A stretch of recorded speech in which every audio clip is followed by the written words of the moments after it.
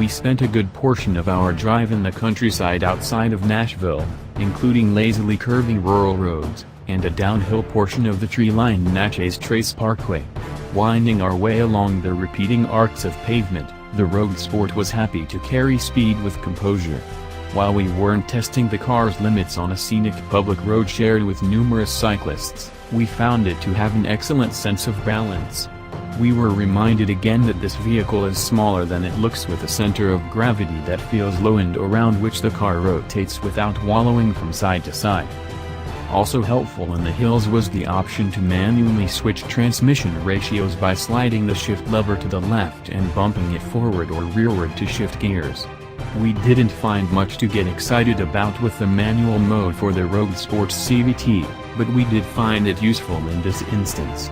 In most situations, we were happy just to leave the transmission to manage itself, especially since there wasn't much engine drone making its way into the cabin.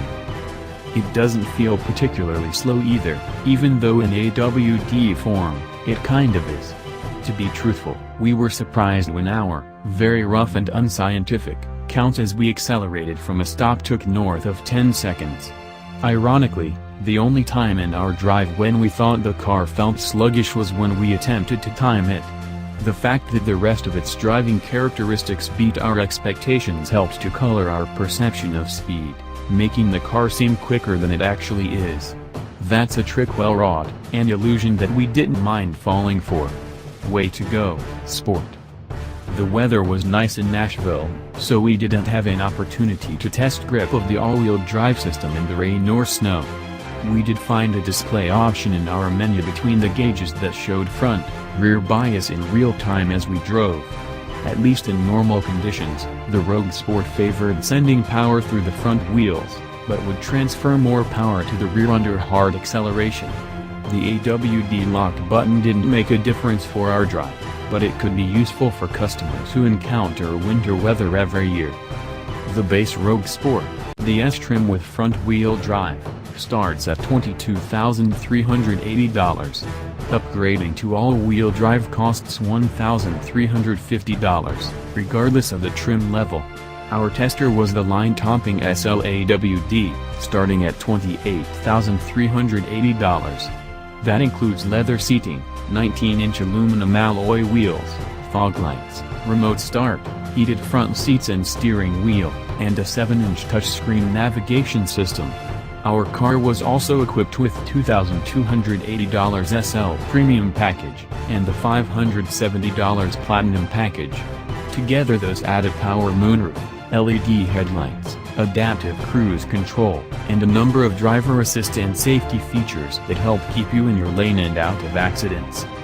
It feels like a quality vehicle, too, at least at the $31,365 price point of our tester. We liked the solid feel when opening and closing the doors. The leather seats were kind both to the eyes and to the touch. The thick, flat-bottom steering wheel was good to hold, and helped add to that perception of sportiness. Going down the road, the suspension soaked up bumps and irregularities, even with our tester's 19-inch wheels, and the cabin was quiet. Convenience features like push-button start, heated leather seats, even a heated steering wheel make you feel like you're driving a grown-up vehicle. And that's exactly what the Road Sport is. You may wonder why Nissan needs another small crossover in its lineup, since it already offers the Juke. The Road Sport, though, feels mature, where the Juke is more juvenile.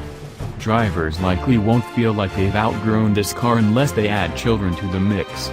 Plus, the subcompact crossover segment has been growing, which means there's probably room for another one in the market.